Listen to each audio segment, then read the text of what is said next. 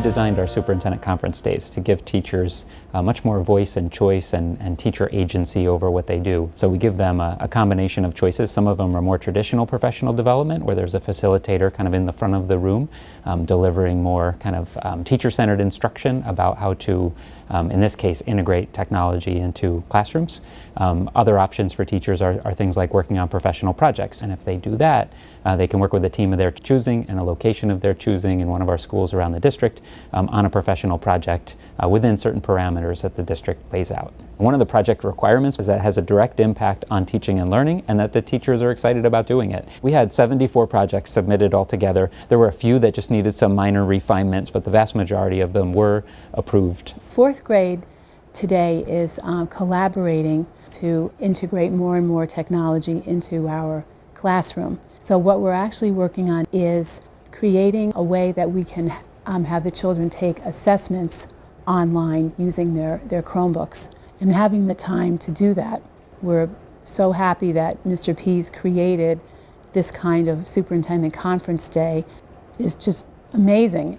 In our classrooms, we're really trying to move teachers towards giving students many choices in terms of what they work on, where they work. Obviously, that has to be embedded into the curriculum, so we work on some kind of project around a particular learning objective. And we're trying to do the same thing with teachers. So we gave them these parameters, we gave them the district's priorities, but we gave them a lot of latitude when it comes to who to work with, just like we want to see in our classrooms, where they're going to work, what size group they want to work with.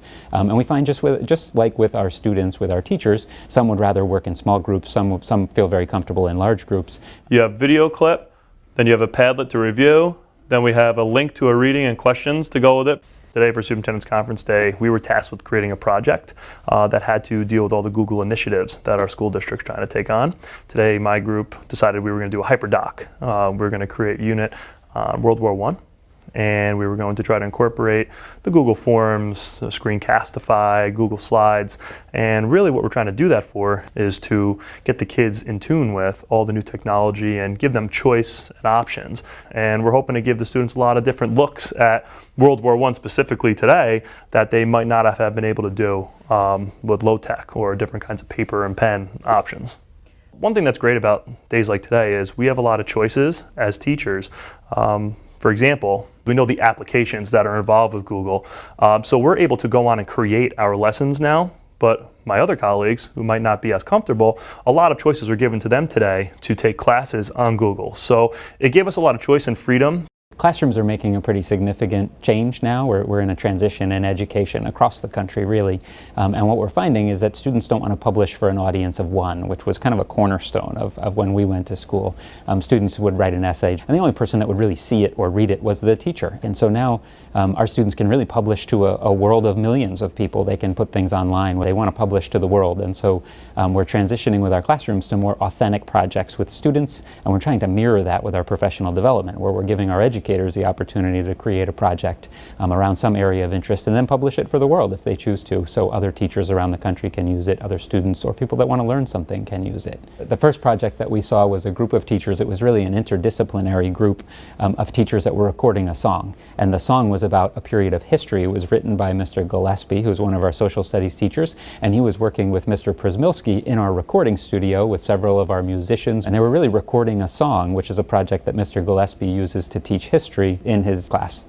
Dr. Pease approached us and said, could we do something a little bit different, do something that, what could teachers do to excite students for learning, and something that could be seen by more than just Mahopac students. So I've been writing songs for history for a while to share them with my class. I usually take songs that are already written and I just change the lyrics. If you have lyrics, they're easier to remember if there's music behind it. So what I'd like to do today is we could take the songs we're doing today and again have another example of how a finished product, a professional product might look like. And hopefully we'll get students who also have interests in music and in recording and in singing to get them more involved in school and in history. Brits are everywhere, mate. Brits are everywhere, mate. Beyond the bright sun's glare, mate. Oh, this is fantastic. I've never had a staff demo quite like this before. I mean, it's one thing to go in and to listen to other people and get advice from people and work on how to improve your classroom. But to get together with colleagues and do something creative and something fun, and hopefully this is just the first of many.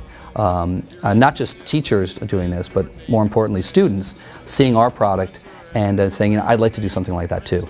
There's a song I like, or there's a time frame in history that I like, and I like to sort of meld the two things together. And then that way we can have something that's really fun, and also that everybody can see it, because if we put something like this on YouTube, it can be seen by not just by Mahopac students, but by people, you know, all over.